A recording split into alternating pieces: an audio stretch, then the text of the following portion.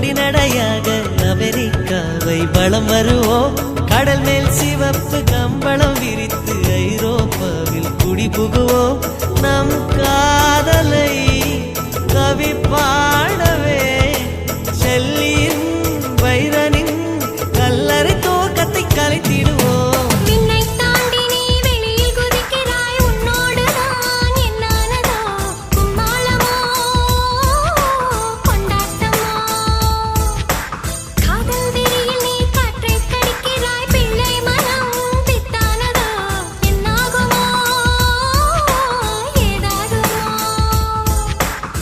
வாடை காற்றுக்கு வயசாச்சு, வாழும் பூமிக்கு வயசாச்சு.